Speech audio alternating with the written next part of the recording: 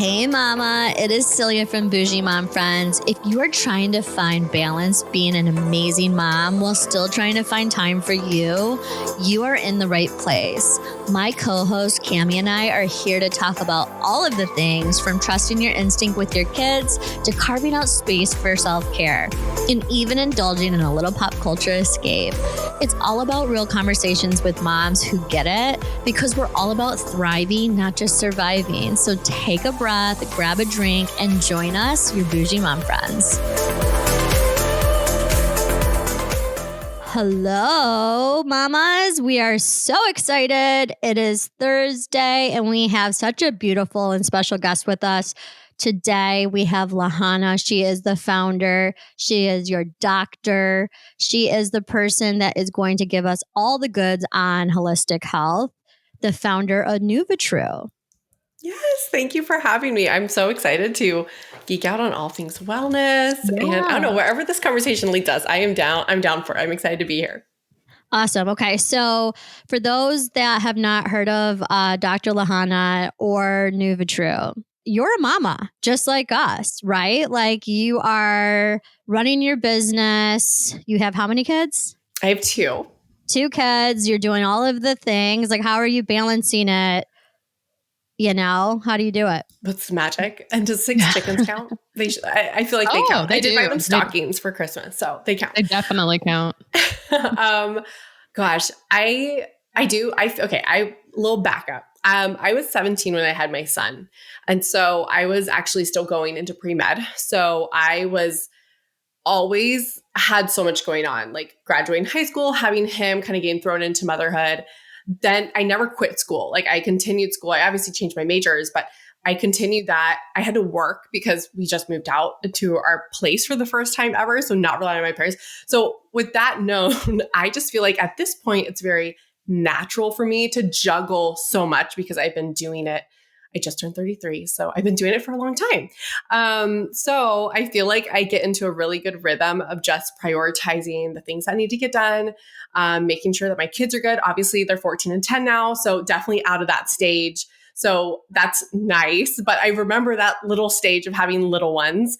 But it's honestly, I wish I could say it gets not as busy, but it totally gets as busy because now they're like, can you take me to my friend's house? We have sports. We have all these things.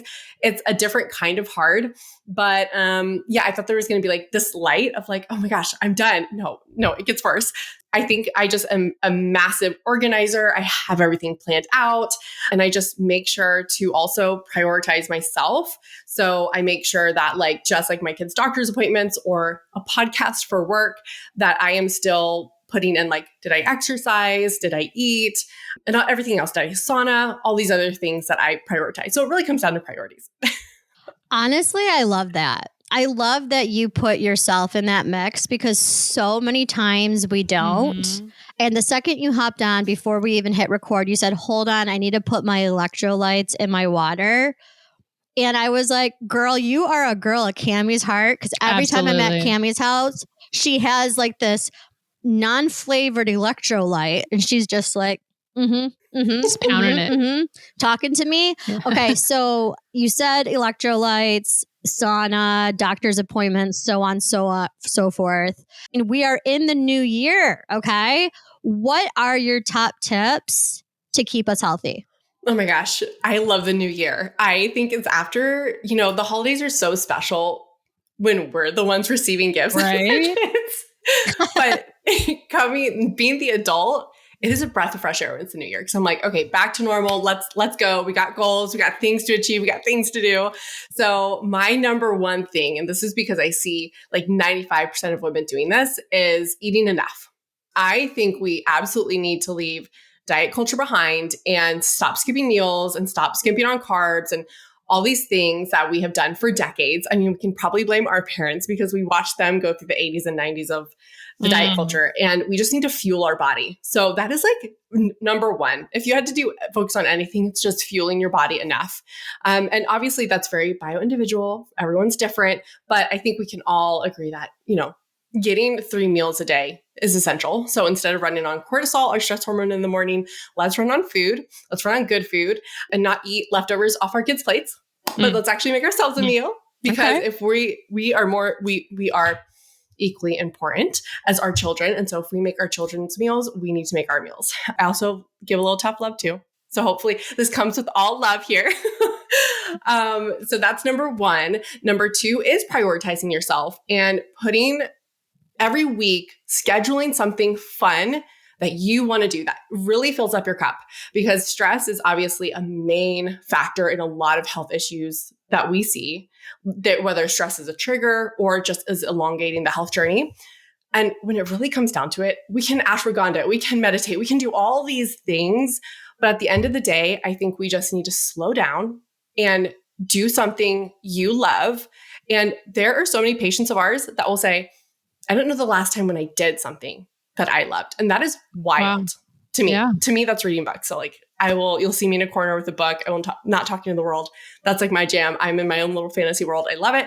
But for other people, that could be, I don't know, scrapbooking. It could be going to Target and letting Target tell you what you need. I mean, whatever it is, whatever really fills up your cup, I think we just need to plan that in the day. Those are my top two things that I would love women to do this year.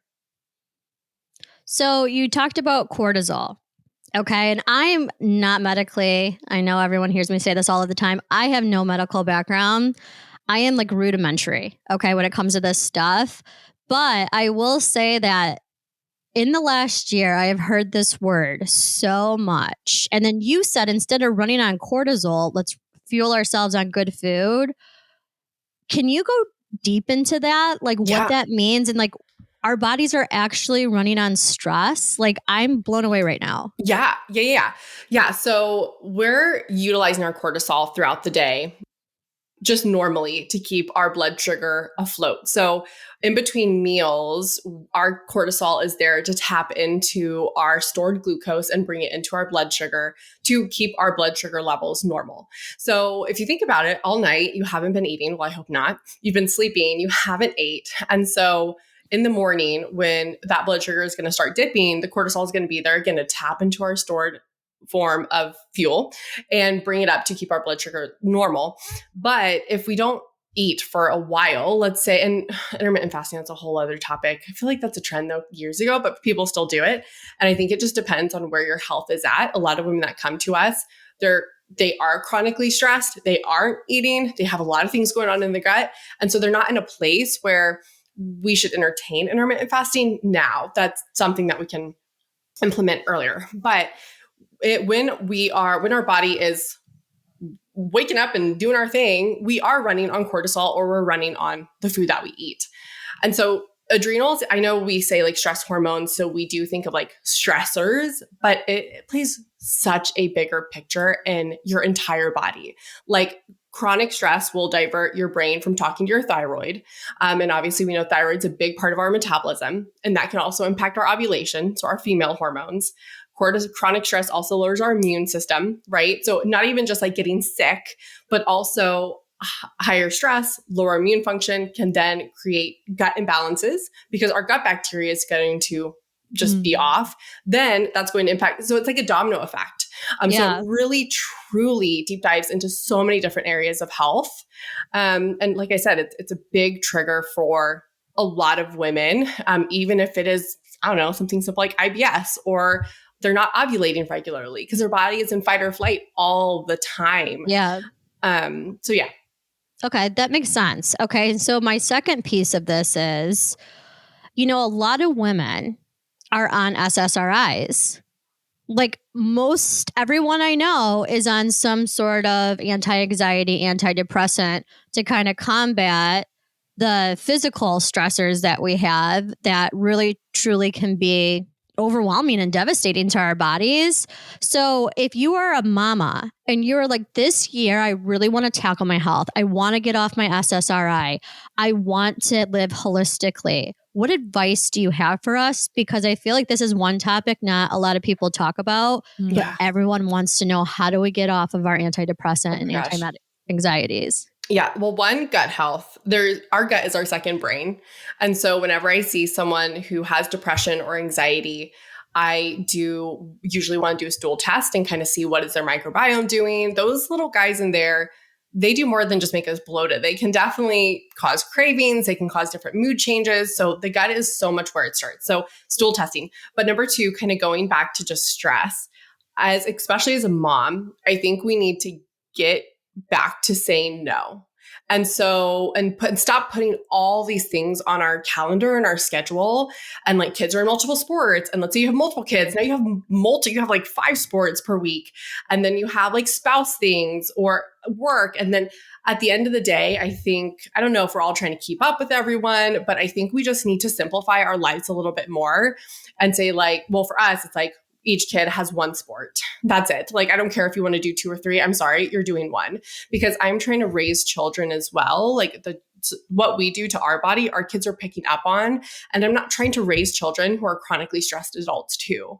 And so I need to teach them at this age when they're in elementary school and middle school of like, I know you want to do a lot, but that's going to come at a price. And I don't want that to be their body. So I would say the overwhelming schedule, and I do this activity with some of the moms we work with, that's why I see this a lot, is I will have them write their schedule very anally from like 7:15, wake up, 7:30, feed the kids, 7:45, I'm doing this, 8 to 10, I'm doing this.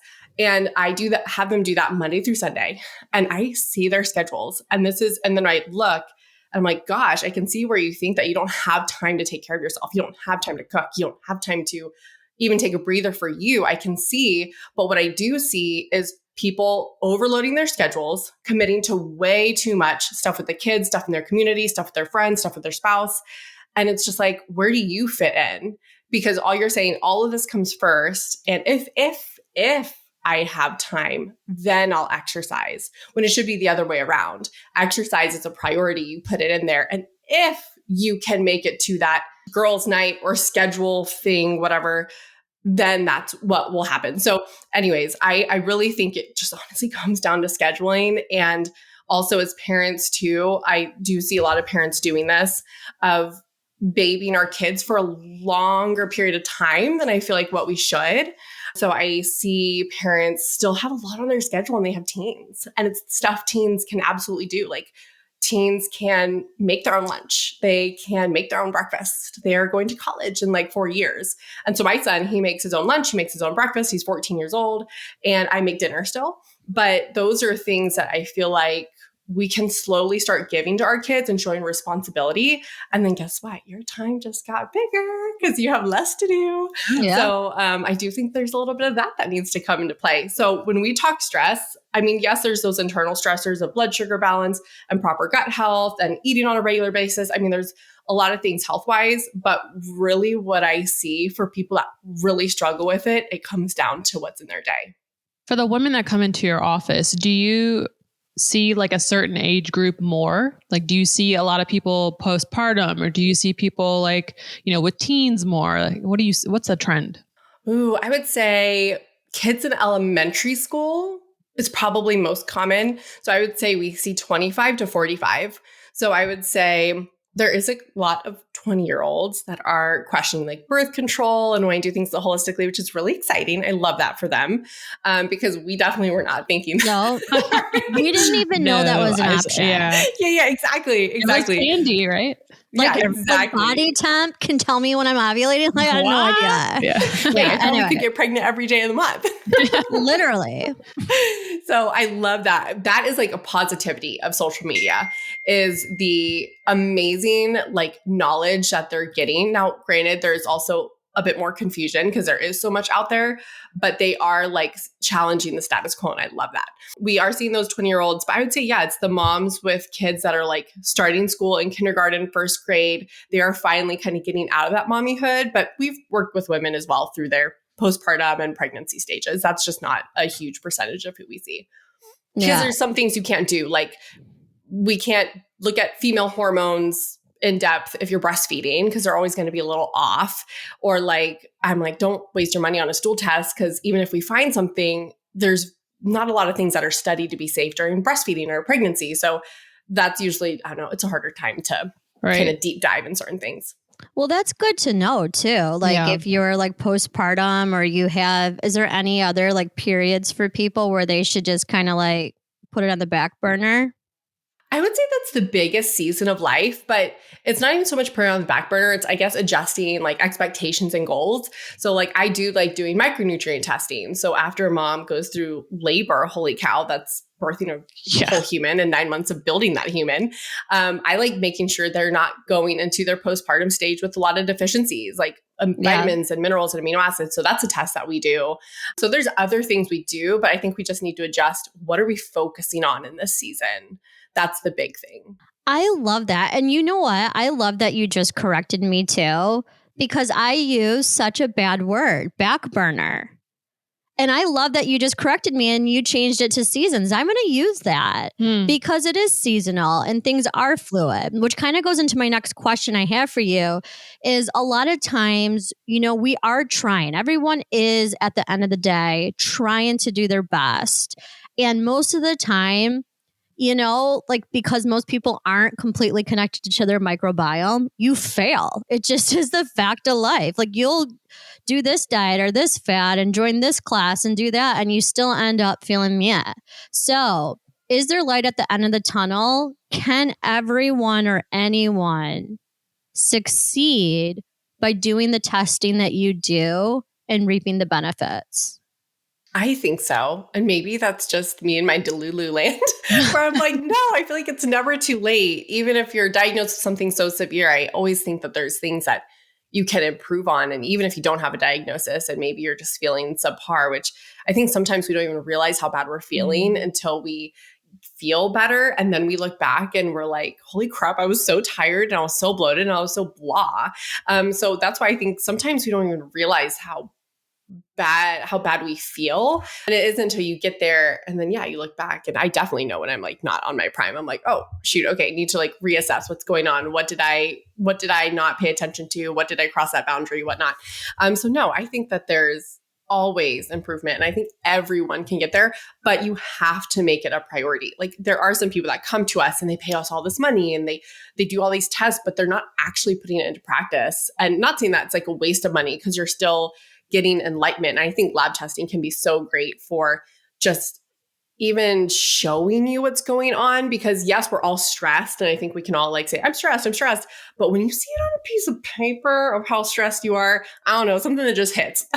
All of a sudden you're like, okay, I probably should take that a little bit more seriously. So I do think that everyone can feel better. And I wish that we weren't a population that waited for the heart attack or waited for the cancer diagnosis or waiting for all these intense things to happen before taking action. Like, even if you feel good listening to this, like, I feel pretty good, get tested. You don't know what you don't know. And a lot of things start so silently. And that's why you hear people be like, I was so healthy. And all of a sudden I was diagnosed with this. No, you weren't healthy. For a long time, you probably just didn't feel it. Maybe you got used to it, but there's biochemical changes that happen even before symptoms start. So I'm like, test anyway, even if you are feeling good, and stay on top of it. That makes sense. I mean, like even when you're like the common cold, like you're the most contagious when you don't have symptoms. Yeah. That just clicked in my head. But like, yeah, I guess a lot of things are silent. And the one thing that we talked about previously in a different episode was, you know, I think online you see a lot of people and you're like, wow, they're skinny, or wow, they have this, they're so healthy, but really their insides aren't. So when obviously like you've built this brand, you have a team of people, like I want to hear your story and your health journey. From when you started to now, the testing you've done, the things you've implemented, how are you doing? Yeah. Knock on wood. I'm so thankful that I've never been diagnosed with anything serious. I mean, allergies and asthma. So I'm in immunotherapy right now to try to tame down like allergies. And that's just pretty much giving your allergens at a very, very tiny dose. And basically your body gets used to it and then will respond to it. Other than that, I thankfully, a lot of people that get into this industry have something health changing, life changing, and I don't. I think my big change and in my life was when I was in pre-med, and there's a time and a place for this. I want to preface that. But when I started seeing, when this person comes in and they have diabetes, here's metformin. And that was pretty much the treatment that you're kind of taught. I don't know, something just clicked in me of like, I feel like there's more to it. Like, why did the person get diabetes in the first place? Like, why are we not focusing on that? And while meds may be needed in certain scenarios for a short period of time, that's why they're there. why are we not diving deeper? And it was that kind of shifted my mentality to like living better. I grew up totally standard American diet. So like your girl ate instant mashed potatoes, which makes me cringe. Like McDonald's, like the whole shebang. Like that's how I grew up too. The little pink snowball coconut things. Oh my gosh. God, Yes. yeah. Red 40. Yeah. Yes. Cosmic brownies, Little Debbie's, all that. Little So Debbie's.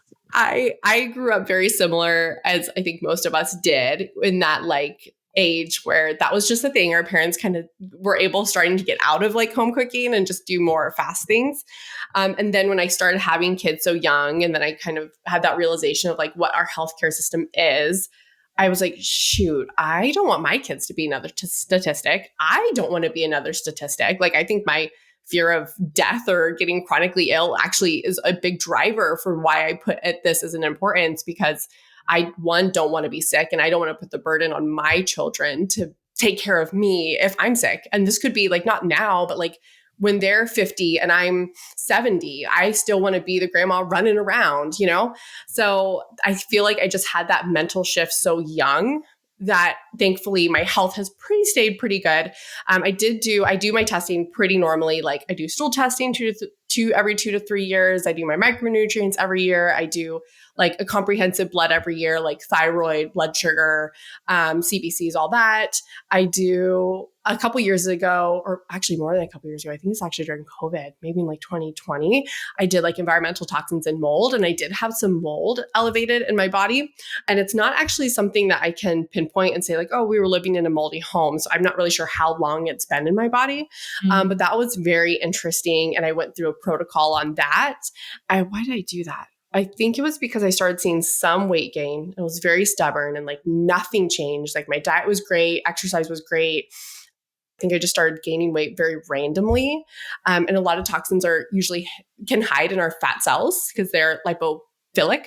They love it. And that's why actually losing weight can be a very toxic process, because all that in our fat cells is kind of released. So we have to be mindful of that. Anyway, so I was just like, let's look into, environmental toxins I've never tested for. I'm such a data nerd. I've done like continuous glucose monitors. I just love learning about my body. I think I even asked my doctor, like, can I just see my brain? I think I got like a brain scan because I was like, I've never seen it. Can we see it?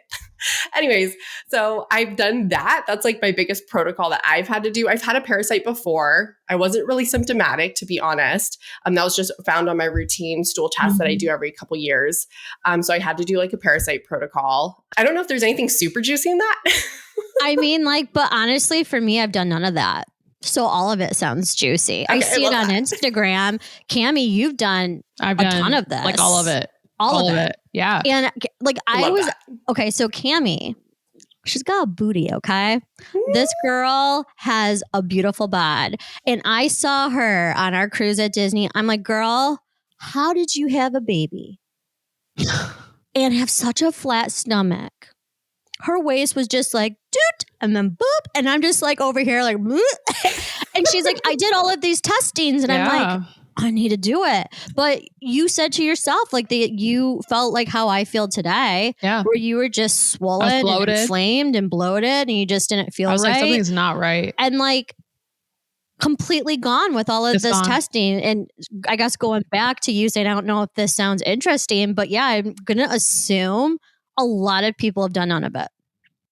Yeah, I guess I would agree too. Sometimes when you're in this industry, in this world, it is a little like, wait, what do you mean you haven't done it? But then I'm like, no, duh. Like that's just not the normal. So yeah, it's not as common as I think in my world. If it's not a standardized, I mean, like, let's think about this. You go get an annual physical.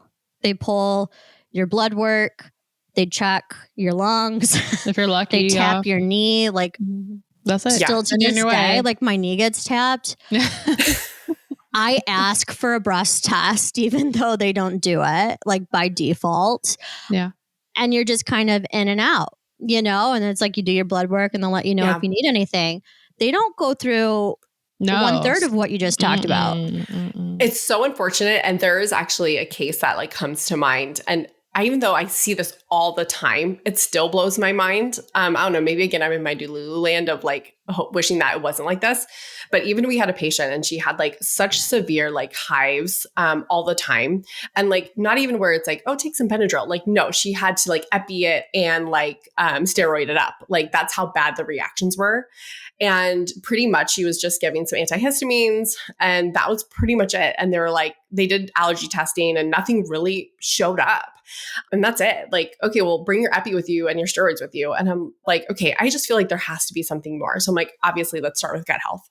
And then we do a stool test and this poor girl, and it pisses me off just because this poor girl's been suffering and that's all you can give her. Like, again, probably saved her life, obviously. So thankful for that med, but like there's no extra look.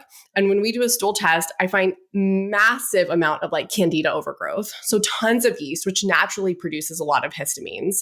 Her intestinal lining was open, very wide. So that quote unquote leaky gut. So that was happening, which increases risk for like sensitivities and allergies and things bypassing the gut barrier and causing like chronic inflammation. Anyways, in her stool test, it was clear as day to me of like, holy crap, like I'm not surprised she's having these intense histamine reactions. And her bacteria was off, which impacts the way that our gut makes DAO enzyme, which helps break down histamines. So anyways, it was just like a very clear puzzle. Like I just saw all your puzzle pieces come together. And I'm like, but if she didn't know about this side, and I think maybe her sister followed me on Instagram or something, and then that's how we got connected. I have no idea how we got exactly connected. But I'm like, how many other people in this world are running around feeling so bad and having so many reactions, and they don't even know that this part of healthcare even exists? And that makes me so angry. Absolutely. What's awesome is that there are some MDs that are starting to integrate this into their practice.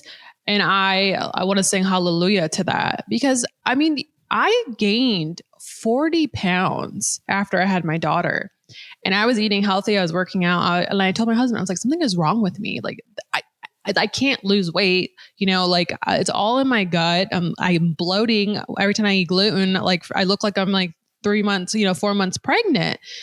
And, we went down you deep dive into it all and like everything's wrong with you. And I went to the OB and I said, something's wrong with me. I'm losing way too much blood. Like, my periods are too strong. And they're like, oh, we don't do that. What do you mean you don't do that? And I'm just like, I felt so helpless. And they're like, well, we can run some labs if you want, but we're not going to do anything with them. And I'm like, and I paid $60 copay for you to tell me you're not going to help me. It's like so wild. And it's heartbreaking, honestly, because the women just don't know. That's why it's so important to have these conversations. For the mamas out here that are like me, you said the word histamine and I went to Google because I had no idea what it meant. So histamine's a chemical that can cause inflammation and or reaction, if you are listening. Like hives. But I want to take you through a checklist of foods. And you tell me yay or nay, okay? Because we're in January, okay? We are going to look at our grocery shop list and we are going to say no to the things that do not do us right. Alcohol. No. Don't hate me. Processed meats. I'm actually going to do a maybe because obviously processed meats, do I want you to have fresh meat? Yes. But there are higher quality processed meats of like hams and salamis and stuff that we still buy. So that's in between. Okay. Cheeses. Also, actually, I'm going to do like red, green, yellow. That's a yellow because a lot of people don't do well with dairy, big but. I also couldn't. It broke me out in acne like crazy. I couldn't even eat like a bite of it and I'd break out. Yeah. I eat cheese multiple times a day, every single day, and I have no problems. Why? Because I worked on gut health and supported gut health. And a lot of the times when you get your gut back in order, you can usually reintroduce foods that were previously problematic. So with good, high quality dairy, like grass fed, pasture raised, and you feel good and you've done like kind of a healing journey with that, that's why I'm like, that's a yellow because it can be a green for some and it can be a red for some. That's fair. Now, say you're a red, right? Like me. No cheese. It's not great. Literally, I'm going to tell you guys an embarrassing story. This happened over the holidays. I made a cheesecake and I tried my cheesecake and I'm lactose intolerant. and we're going in the car to drive to my Oh, in-laws, which is no. 10 minutes away. And I thank God for the Sunoco that was open that allowed me to get there, because I was like, James, you got to go through the red light. I literally only have 2 seconds. But there's a lot of people that are like me. I'm sorry. I'm not embarrassed by it. If cheese is a no, what about fermented cheeses like cottage cheese? Well, every type of dairy product, it does, even if we do, which I don't love jumping into food sensitivity testing. I know that's a whole other topic. Because again, I really would rather you do stool testing and test your gut first. But even in our food sensitivity, all different types of dairy are separated because there's different amount of antigens per dairy product. So that's why some people can do yogurt, but they can't do cheese, or they can't do milk, but they can do cheese. So it is very different. But for me, I'm like, if you're that like symptomatic, I would probably leave out dairy completely while you're in like this healing journey. Love it. What about fermented foods like sauerkraut, kombucha, kimchi? Or those might even be their own categories, but I know there's a lot of talk on that. I would say initially green. That's a green food. But if for people who have really problematic guts and they may actually respond negatively to it, it actually causes them a lot of bloating or gassiness or just discomfort. Usually, again, you need to work on gut health, and then you can like bring it in. So that's like, if you don't respond well to fermented foods, then that's a sign that you probably need to look a little bit deeper. But naturally, fermented foods green. But that's great to know. Like if you eat something and your body responds bad, don't continue down the path. Because I have a lot of friends, or even myself, where you hear something's good and then you do it, but you're like, oh, like I feel horrible. Even like probiotics. I'm like, no, my body doesn't respond to that. I can't take a probiotic. I'm so sick afterwards. It's okay to say no. Oh, and actually, before you move on to, that's a really great point, because probiotics are like all the rage. I've seen people who respond like that to probiotics. And when we do stool testing, because we get into like what strain are you deficient in, or what do you find, like Lactobacillus acidophilus, Lactobacillus rudii, or Lactobacillus rhamnosus GG, all these different types of strains. I see that people who respond well, they actually have plenty of that bacteria. And so supplementing with more is like so not needed, and probably why they feel discomfort. But if you are given like a probiotic that like based on your test, like, okay, you are low in this strain, take this probiotic, they usually are fine. So I just want to throw that out there. Well, that just kind of like goes to show, get your testing done. What about tropical fruits? Pineapples, bananas, papayas. Green. Citrus fruits. Green. Yeah. Okay. Fish, mackerel, tuna, herring. Green. Sushi. White rice or brown rice? Oh, I was going to say based on the fish. I'm like, yellow because parasites. I personally don't like sushi, but yeah, parasites. It does increase your risk for parasites if you eat a lot of raw sushi. So definitely test. And then white or brown rice. I mean, there's pros and cons. Like white rice is worse for blood sugar. Brown rice is better for blood sugar. Brown rice is a little harder to digest. White rice is easier to digest. So it just kind of depends. But I would say never seen sushi with brown rice. So I feel like if you're just going to do sushi, you might as well go like classic and have white rice. Okay. That's just a few foods. You know, I thought I'd give you a little list. That's so fun. I love that. I think what I'm learning from this conversation is like, it's our era this year. We got to get tested for everything. So if you can kind of like wrap us into the different services that you have, if anyone's interested in the types of testings that they should be asking for. Yeah. So usually before we like commit to something, I will hop on like an intro call with you and really understand what's going on. How are you feeling? What are you struggling with? And that will give me a guidance of like what test to prioritize first. But I would say like 90%, I'm usually starting with stool in the gut. We work in a concierge model. So like where we include everything, like personal trainer, our care, our labs, supplements, the whole shebang. So there's that model of a membership where it's just all the things, and it's very concierge healthcare. And then the other side, we have kind of like a build your own bundle. So it's more so picking and choosing what you want to include. Like I want to include labs and supplements and only do a 6-month commitment. And, you know, usually we'll do biweekly care. So we'll see you every other week and have unlimited texting. So it definitely feels like a little bestie in your pocket. I would say by far, I feel like from all the patients we've seen who usually have seen a ton of practitioners. Like a lot of our patients have seen functional medicine doctors. They've seen conventional. They've kind of seen the whole gambit.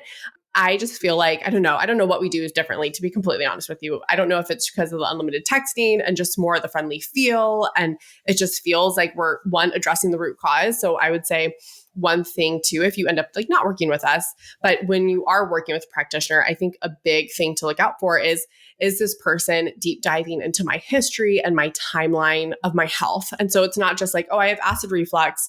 Okay, let's do stool testing and give you some supplements, because that's functional medicine care too. And I want to say that is still a Band-Aid approach. It's not root cause, because if we're still not understanding what is causing the acid reflux, and we may understand a little bit in your stool test, but even that has a lot of questions why. Well, like, why is your bacteria off in the first place? Why are you always getting parasites every year? That's not normal. So I always say, if your practitioner isn't asking enough why questions, or they're not going all the way back to when you are in your mom's womb, to me, there's still a lot missing there. So if by chance you've given this functional medicine a shot, don't give up. Like, you still search for your person, because I just know a lot of our patients come to us and they're so deflated. And honestly, they're like, well, what makes you different? Like, I've already seen like people that do something similar, but I'm still struggling. Everyone it's a wild, wild west out here. So you just kind of got to find your person. What I really like about your website is you're really transparent about your partners, because, going down this path to invest in yourself, like, it's out of pocket. Like, let's be honest, like, your healthcare is not covering it. And so a lot of times I feel like people are scared that they're going to get this list of this is everything wrong with you, and then they're going to be lost on what to do. I really like that you incorporate like bone broth. You have like prenatal partnerships, herbs, meats, supplements, red light therapy, like all of these different accessories that people can add into their life. And you're helping them guide outside of just the labs. I think that's like the cool thing. For sure. It's not just here's your labs, read your labs. It's here's your labs and here's what you can do about it. And here's people that we recommend. Yeah. That convenience, I'll pay for it, because if I get a list of what's wrong, I don't know what to do next. I text Cammie. If you don't have a Cammie, what do you do? My sister's a doctor. She stopped replying to me because she doesn't have the time. It's so true. I very much like the handhold concierge model, because again, and with our unlimited texting, it's like, I'm at the grocery store and like, should I get this? Is this good? Like, that's kind of the type of care. And that's what I feel like it does make us different, because it's not even just like, oh, here's your test results. Here's what you do. See you in 3 months. No, you're not, they're still going to struggle in 3 months from now, because it's more so the day-to-day issues and things that they're trying to overcome of like, wait, is this right? Should I do this? Oh, I woke up with a headache. What should I do? Like, that's where our care with like unlimited texting is so incredible. Is where we're just kind of, I always say we're doing life with you. Yeah. We truly are. But it kind of goes back full circle that you're fitting yourself into your own schedule, because now you've done these tests and now you're leveling up and you're putting yourself back in your schedule. Yeah. And I think that's where we can end it. Like, you literally have in 2025, you're adding yourself to your schedule. Yes. And you're going to do the damn thing, mamas. Yes. Okay. We're gonna do the damn thing. Yeah. I love that. Love it. That's the mantra. Yes. So important. Thank you so much. We are going to make sure that we have all of your links if you're interested. I know just by your personality, I'm signing up to do all of the tests, because I also think too, it is an energy thing. You have to trust who you're working with. And I love so many people that you get referrals to, or you've talked to, or this or that. But I really do think like having someone high energy when you're trying to get high energy yourself is like infectious. So I'm super excited. I'm going to work with you guys, because I'm like sold. Just the energy level of like, okay, if I can get like a quarter of this energy, into my life, like I'll be happy. But no, we're so happy you came on the podcast. We'll put all of your links. Can you leave us with a mantra or a motto or anything that you want to leave our audience with? Oh, actually, okay, I'm gonna steal this. I did a little Pilates workout from Fit by Coco. Love her. Really great Pilates workout. And I was yesterday, and I found myself actually repeating it throughout the workout. And then she said, when there's challenge, there's change. And that just hit. That's all you need. When there's challenge, it's so true too. So perfect for the new year. Yeah. Love it. Love it. Okay. Well, mamas, we will talk to you guys soon. We'll make sure to have all of Dr. Lahana's information. Thank you again so much. Thank Have you. a wonderful day.